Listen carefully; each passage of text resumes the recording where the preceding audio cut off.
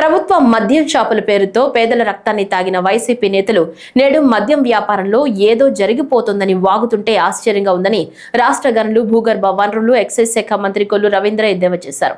Machilipatnam parliamentary party కార్యాలయంలో మీడియాతో మాట్లాడారు.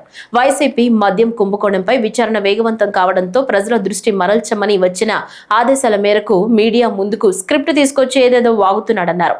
మద్యం దోపిడీ లక్ష్యంతో గతంలో ఎక్సైజ్ శాఖను నాశనం చేశారు. ప్రభుత్వం మద్యం షాపుల పేరుతో 50 రూపాయలు ఉండే క్వార్టర్ 200 రూపాయలకు అమ్మి ప్రజల్ని దోచుకున్నారు. మద్య నిషేధం చేస్తానన్న జగన్ రెడ్డి 5 ఏళ్లలో ఎందుకు చేయలేదో సమాధానం చెప్పాలని డిమాండ్ చేశారు. మద్యం దోపిడీకి ఎవరు అడ్డు రాకుండా ఉండేందుకు డిస్టిలరీలను బెదిరించి భయపెట్టి హస్తగతం చేసుకున్నారని తెలిపారు. ఇవాళ ఇసుక కానీ మద్యంలో కానీ చాలా పారదర్శకంగా ముఖ్యమంత్రి గారు ఎప్పటికప్పుడు రిపోర్ట్స్ తెప్పించుకొని ఎక్కడైనా తప్పు జరిగితే ఇమీడియట్గా యాక్షన్స్ తీసుకోవడం జరుగుతుంది. మీరు దీని మీద మాట్లాడుతూ ఉన్నారే. ఇవాళ అందుకనే సిట్ వేసాం.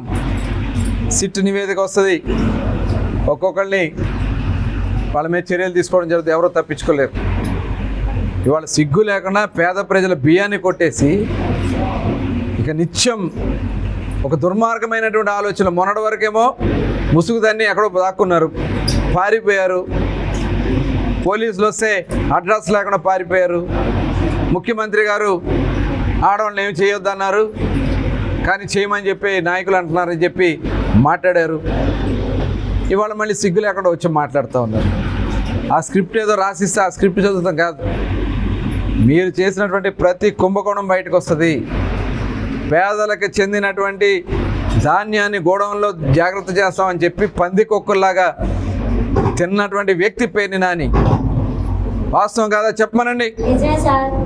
7,000 బస్తాల దాదాపు 8,000 బస్తాల బియ్యాన్ని దోచుకున్న వ్యక్తి పేరుని నాని.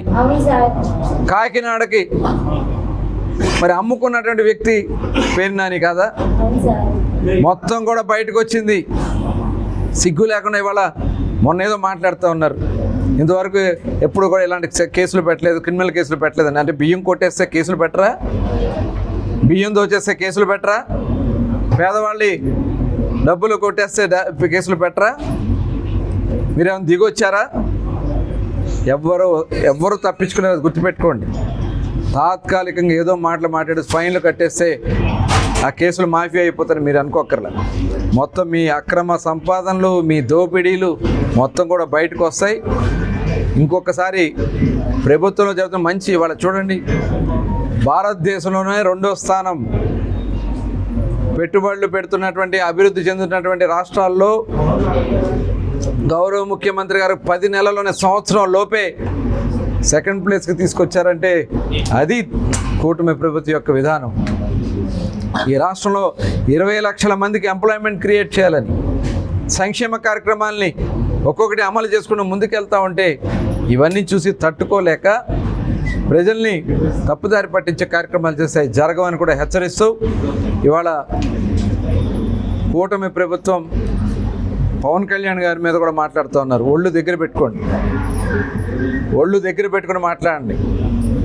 ప్రజలకి పరిపాలన అందిస్తూ ఇవాళ ముఖ్యమంత్రి గారు విదేశాలకు వెళ్ళి పెట్టుబడులు తీసుకొస్తూ ఉన్నారు. అనేక కంపెనీలు ఈ రాష్ట్రానికి వస్తూ ఉన్నాయి. వెళ్ళిపోయిన అన్ని కంపెనీలు తిరిగి వస్తూ ఉన్నాయి.